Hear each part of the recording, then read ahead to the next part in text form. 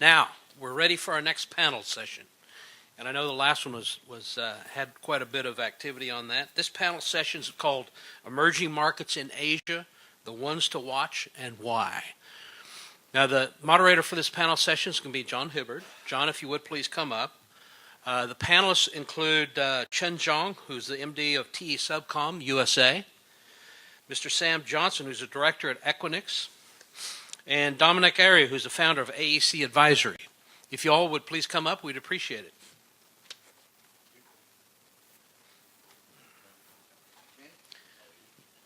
John, we'll turn it over to you.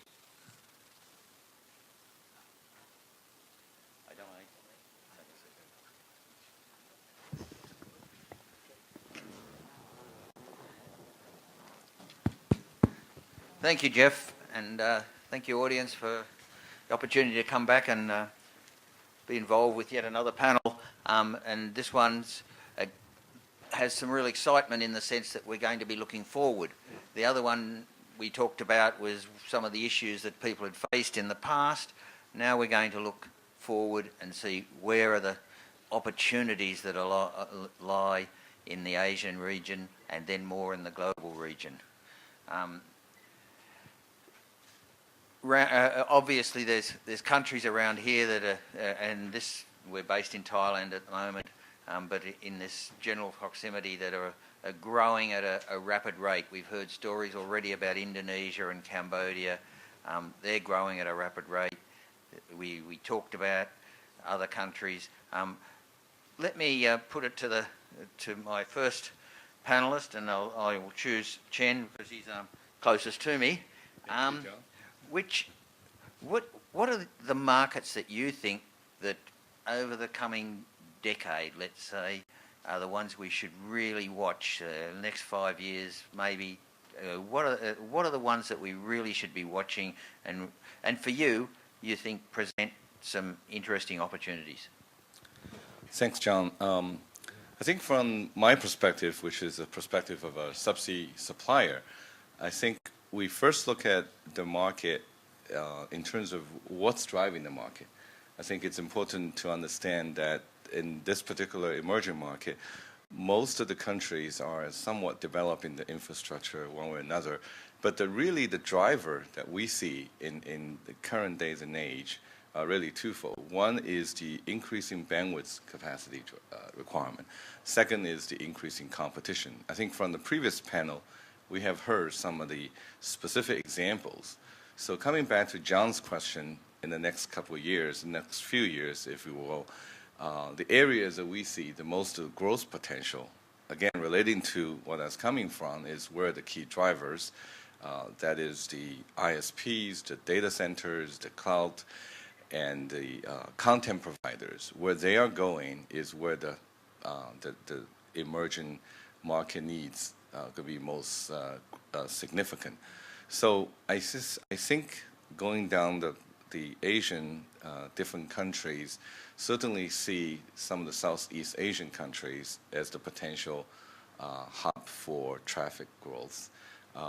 The previous panel and the speaker talked about Indonesia. We certainly see that as one of the areas that the connectivity is sorely needed. And projects like government projects like Palapa Range to interconnect different islands is certainly an area of growth for the next few years. And this, we see the continuing expansion of subsea networks in these areas.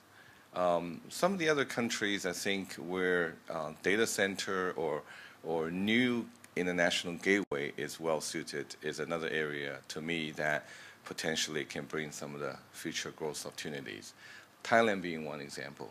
I think a number of companies in Thailand, some of those in the audience, they probably know better than I do, is numerous international systems coming in with the Gulf of Thailand, whether the connectivity from the east or the west, essentially form a new gateway through the terrestrial crossing. And this serves a huge redundancy, a resilience of the network, a redundancy role, which to us, another potential driver for the network. because the huge bandwidth expansion, carriers are no longer satisfied with one single route. They're looking for redundancy to protect their network in the case of natural disasters. And I think Thailand being one case of example where we see a number of systems are likely to take place. It's strategically positioned to address the redundancy needs. One other area I think we've already talked about by the other panels as well is North Asia, be it Japan to US or China to US. We have a number of cables announced. Fabrizio's Global Cloud Exchange is coming along, and potentially it could be a couple other cables interconnect. And again, we see the huge bandwidth requirement to US. Part of it is driven by content, part of it is driven by the data or cloud traffic, and alternative participants of this market, non-traditional telcos coming in, and they're really the game changer for the capacity. Going back to what I mentioned is the capacity driver is really for the growth of the network. Thank you, Chen. It's good you talk not only about geography but about types of traffic and types of markets that might be growing. Maybe I'll move to the other end and speak to Dominic. Dominic, you're from AEC Advisory. You're based here in Thailand. Can you give us, in 1 minute, an outline of who AEC Advisory is? Because it's a name that I'm not familiar with, and I imagine that there's quite a number in the audience that are not familiar also. And then that'll lead me right into asking you some hard questions. Perfect. Okay, great. Thanks very much. So very briefly, AEC Advisory is a corporate advisory firm, so consulting firm, as well as we advising our clients on acquisitions, mergers, investment feasibility. We typically specialise in the telecom and media sectors, and we deal with telecom operators, regulators, investors who are looking at building new networks, making acquisitions, restructuring their business, etc. My background is in telecoms and consulting, and I was the managing director of British Telecoms consulting business previously for Asia, as well as for Value Partners, which is a ex-McKinsey spin-off. So we are really what you call a consulting firm. We've had the privilege of working with a number of clients across emerging Asia in the last couple of years, so including Myanmar, which is one area which I think I'll talk about depending on your question. But well, that was going to be my question. I was going to say, where are the jewels that you know, as a man looking at it from a financial point of view, you're obviously looking at where you can make a dollar. So where are the jewels that are going to emerge? Well, as I said, I think the last 2.5 years, I've had the privilege of being involved with two clients in particular who have been investing into Myanmar in the telecom sector. One of them was bidding for one of the telecom licenses, and the other was successfully now the partner of the incumbent MPT. They've entered into a joint operations contract for 10 years. That's Sumitomo, KDDI, and MPT. So from my perspective, when I look at one of the last frontier markets in Southeast Asia or in Asia as a whole, in terms of a market with scale to drive traffic, from a telecom perspective, from a cable system perspective, Myanmar is that market because it has a population that is large enough. It's a population of 50-odd million people. Until a few weeks ago, we thought it was 62 million, but they just did a census and they realised it was only 52. But still, significant scale. It has very, very nascent telecommunications infrastructure.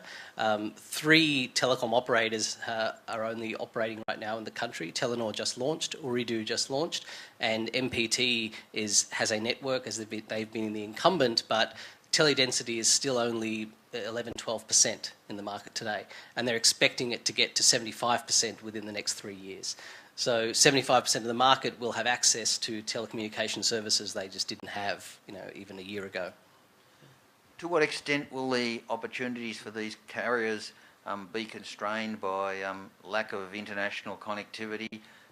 Is it terrestrial to Thailand is obviously one of the routes that is there, but submarine connectivity, we're here at State of Subsea, so we're obviously interested in that angle. So can you give us a view to seeing how you will service that demand for international connectivity? No, absolutely. I mean, right now, Myanmar has definitely a lack of direct cable system access. It has great potential from the Andaman Sea on its west coast to have connectivity through to a number of cable systems. But today, if I'm not wrong, it only has a single cable system that is connecting into Yangon. So there are a couple of Thai operators who have built and are building more, overland connectivity. But even last year, when we were doing some work over there for the Ministry of ICT in Myanmar, there was an outage, and we didn't have internet connectivity, for a couple of days, and there was no redundancy available, and MPT wasn't able to restore the service very quickly. So it's definitely going to constrain development, I think. But there are a lot of other factors, as other panellists have talked about previously, in terms of rolling out infrastructure locally in Myanmar that also, similar to Indonesia, will constrain development of infrastructure. So we're lucky today also to have Sam Johnson on the panel. Sam actually operates out of Europe, but by virtue of Jim Poole being unavailable, has generously given his time to come down and help us out with this panel. And so it's great to get another perspective of not just Asia, but looking at the emerging markets that you might be addressing in your more global perspective, Sam. And so could you tell us where you see some of the better opportunities, particularly given, you're with Equinix. Equinix is a name that we all know around here. It's always the place where we go for our data centres and put our POPs. So can you just give us a view of where you see the markets, the emerging markets that you might present opportunities to Equinix? Yeah, well, we've done quite a bit of expansion recently, including in Asia, but also in Europe and elsewhere, both in existing metros. So I believe the Melbourne data centre, which is in the process of being built and will open shortly, is our 101st data centre. We've also opened up recently in Osaka. These locations often end up being where the subsea cables will ultimately terminate or backhaul to. We've got expansions going on in places like Singapore, also in Hong Kong. Areas like we both build new facilities, we'll partner, and we'll acquire. We recently acquired Asiatome, which bought us facilities in Hong Kong, Singapore, and Shanghai. Another area that's probably interesting for us is places like Beijing, Korea, so Seoul, India, Chennai, Mumbai. In Europe, we'll look at places like Prague, Stockholm, Madrid, Dublin. Also Riyadh, Moscow, down into Johannesburg and so on, down that way. We recently acquired a company called ALOG in Brazil, which got us into Rio and Sao Paulo. And we've got a couple of other places that we're looking at, like metros in established markets like Calgary and Houston. And of the markets that you're going, which ones do you think are the jewels, the ones that are most devoid of what you can provide? Well, I think that we're obviously having a very close eye on what's going on in Africa, but with locations in Brazil, and especially with all of the cable activity, and also in Dubai, that gets us access to a lot of the west coast as well as north and east Africa through these cables, and then up into Europe as well. So that's certainly an area of interest for us. India is another area of interest. I mean, the reason why we deploy new facilities is the two of the main reasons are to be within proximity of the end users. So we carry a lot of the content delivery networks and so on, but also for regulations. A lot of times countries want to keep the data in country, and customers want to keep data in country as well. So deploying in a market opens up a new market to us. That's really interesting that you raise some of the countries that we've already talked about today, with Brazil and the South Asia cable and the cable of the Americas, and the growth that we see in cables into Brazil. So that's very relevant, and you may actually provide the opportunity for sourcing some traffic with some of these, with ARTO, for instance. Well, I noticed that one of them goes into Miami as well, which is where we've got a great location as well. He'll be talking you into going to Luanda shortly. and of course India, where we talked about with Fabrizio, and of course the Indian heritage of global cloud exchange, the opportunity there to, whilst they may in some ways be competitors, there's always space for another data centre, and you need connectivity, and you often have to, in this wholesale business, buy from your competitors. So that's very much part of the market. Well, one of the things is that we've been talking about metro versus long haul, and in the presentations I did earlier in the day, we looked at the impact of CDNs, which currently drive like a third of IP traffic, growing to more than half by 2018, and the factor between metro and long haul going from 2 to 2.6 in the same period. So a lot of that data is actually staying in metro and being served in metro, but still obviously needs backhaul to origin servers and so on. But there's some quite interesting trends that are taking place quite quickly at the moment. And if we were moving slightly eastward from here and past India into the Middle East, Dominic, you're doing any business in the Middle East, and if so, is it still an opportunity, or has it been already well built out, and we're starting to see it losing quite some of the appeal that it had a little while ago? Yeah, we have made a specific focus on Southeast Asia for the exact reason that we have done previous work in the Middle East, but it went through a huge growth spurt, over the past decade.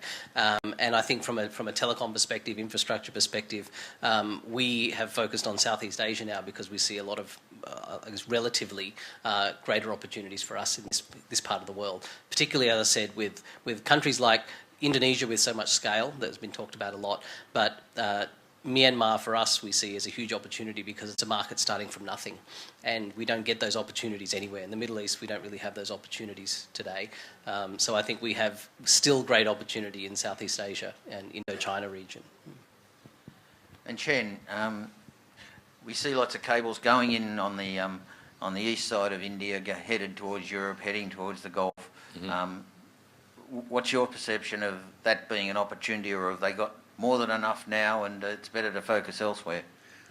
Well, I think there's always the different needs from different customer sets, right? So multiple cable systems do exist. As I mentioned earlier, the traditional telco have the ownership of the cable, but the center of gravity seems to be shifting. Content providers coming in, Supertex, and some of those are private-owned networks are emerging. So the redundancy of the routes becomes more relevant. So I do see the needs of new systems coming in, perhaps at different pace.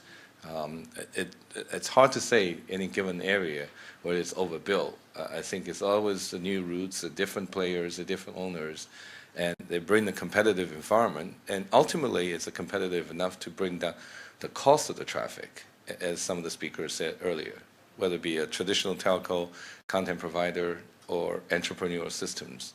And we see that happen a lot. One of the markets that we see, we hear a lot about, and it's been talked about, is market, for instance, in Vietnam.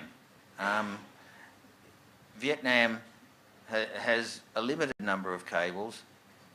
Some of them have been having a lot of problems of recent times, and hence we hear various stories about the internet being severely interrupted there. I know that Paul Badge-Horgan, who we talked about, and with his cable from Cambodia down to Malaysia, has aspirations that represents an alternative route for the Vietnamese to get out and get some diversity. From your point of view, how do you see the submarine cable market in with regard to, say, Vietnam? It's certainly a market with huge potential. As a company, we've been working with a number of customers in Vietnam. Certainly, we see some degree of difficulties getting access to the international network. Vietnam, in and of itself, perhaps is a little difficult to build international. There are some of the projects being kicked around for several years, but it is a very long process. And I see, for example, in recent years, a number of Vietnamese carriers have joined a number of international gateway cable systems. So that does offer them the opportunity to interconnect to, for example, to Japan or potentially to Hong Kong and so on. But I think the need is there. The needs for diversity is there, especially for the recent press on a number of systems, the outage. So that really drives, I think, what I see as the resilience of the network, the redundancy of the network. So we certainly look forward to these opportunities and working with carriers. And Sam, I know you're coming from the other side of the world, so it's probably hard to ask you questions about specific places, but your perception of the Vietnam, the Cambodian, the Laos, and this regional market here as a source of data centres and demand. Do you think the data centres will tend to focus mainly in the bigger locations like Singapore, KL, or do you see these other countries, particularly for the concerns about keeping their data on shore, we will see much more growth, disproportionately more growth in the emerging markets for data centres, or do you think you'll see the traditional ones just get bigger and bigger? I think there'll be a combination. I think that you'll find that certainly the hubs, Singapore and Sydney, are both big cloud hubs for us in region. Hong Kong and Tokyo are big financial hubs in region. They will certainly continue to grow. A smaller market, there are a number of countries who are making laws about keeping data in country. And in doing so, they potentially exclude themselves from services which are in demand, like Facebook and Google and Microsoft and so on. The thing that we do have a fairly rigorous process when we go into a new market like Jakarta. One of the things that we consider is, can we serve these markets from another location? And typically, to serve them from Singapore, for example, gives you certainly adequate performance, that close, actually very good performance for most of those applications. At the other end, you've got things like high-frequency trading, which obviously have to be in the same building, but for the most part, for web applications, even interactive web applications like Facebook and so on, it's more than adequate. So then it really is a question of regulations. Regulations can both drive you into a market and drive you away from a market. And Dominic, your home market, or where you're based anyway in Thailand, how do you see that? I mean, it's had some challenges from a telecommunications point of view with all of the different regulatory phases that it's gone through. How do you see that emerging, and particularly in regard to reliability and getting adequate submarine cable content? We saw the map that Paul Blanche-Horgan put up that's got the new cable into Thailand, and there's talk of other cables into Thailand. But what's your read of the Thai situation and its potential, and is it being held back at all by lack of submarine cable capacity? I think the telecom industry in Thailand right now is going through a very interesting phase. It's something we've been anticipating for the last 10 years because the legacy regime of concession structures, etc., are ending or have ended in certain cases, and we're moving to a licensing regime. We're also going through a period of restructuring of the state-owned telcos who have their own international gateways. One of them being not TOT but Cat Telecom has the largest bandwidth share and runs the domestic exchange as well as the international gateway. And being a consumer of broadband, at my house in Thailand, in Bangkok, the international connectivity is the limiting factor on the user experience for broadband in Thailand. And I think, definitely there is greater opportunity for more capacity on the international gateways. I know TOT have just received some approval recently to invest in a cable system to increase their gateway capacity for international, because what we tend to have here is very high contention ratios on the international. Because landing costs, IP transit costs in Thailand are very high relative to other places such as Singapore or Hong Kong or KL even. So you tend to get throttled a lot. So I think there's definite opportunity for more capacity into Thailand, And I think that with broadband penetration still very low at around 25% in terms of household, and mobile 4G just being launched this year from True and also from DTAC in a smaller way, I definitely believe that mobile is going to be the big driver of data. And if we don't get additional capacity on the international gateways, that we are going to run into a problem, I believe, pretty soon. I think another point is that bandwidth availability begets bandwidth consumption, which was something I discussed earlier today. If you make the bandwidth available, there's a very strong correlation between the quality of video consumption, and video is a large part of what's being driven here. You'll result in more minutes and therefore more consumption. So I think that as more capacity comes online, it'll be naturally soaked up, certainly by a lot of the consumer applications anyway. I'd like you to tell that to some bankers that build and they will come is a good methodology, because they're certainly not in favour of that at the moment. Obviously, we heard a lot about Indonesia and all the islands that they've got, and therefore the need to have submarine cables, and they've got a lot of domestic submarine cables, and the need for a lot more. The Palapa ring is being constantly expanded, but the whole issue of submarine cables in Indonesia is somewhat clouded by all of this cabotage issue that is around, where they're making regulations that are making it more difficult to either provide cables or to repair cables. Right. What's your latest on this cabotage issue, and to what extent do you think it is just a phase that will go away and not handicap them going forward, or will it be a really significant impediment for the longer term? I think it's a well-known issue that takes a number of years to evolve. People have been talking about the cabotage law for quite a number of years. I think at this point, from the supplier point of view, we need to have a solution to work on this particular issue. It is an impediment to construction or repair. It takes longer time to get the waivers and so on.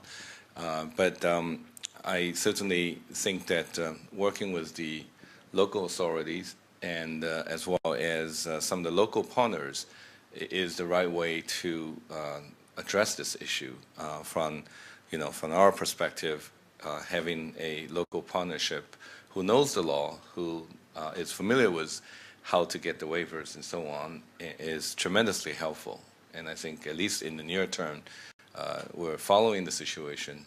We'll develop a contingency to address that. So you don't really think that it's going to be a major frustration? It's a bit of, or a major impediment. It's a bit of a frustration, but you think it will ease over time?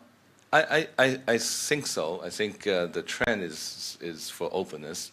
Clearly understand the reason for this kind of a requirement, but I think working with locals, I think be able to find the right solution to address construction and maintenance. I suppose it's an ill wind that blows no one any good. Andy's there building terrestrial links around the country, and so while the cabotage rules are there, he's got a little bit of an edge up. Right, he certainly has the better knowledge than some of us who are a little remote from that. Yeah. Yeah. Okay, well, I think that's been a most useful discussion. Interesting to hear what the markets are doing and the opportunities that present themselves. So thank you, gentlemen. I really appreciated the opportunity for this panel. Thanks to all of you. We really appreciate your time and some really good insight there. Any questions from the audience for the panel?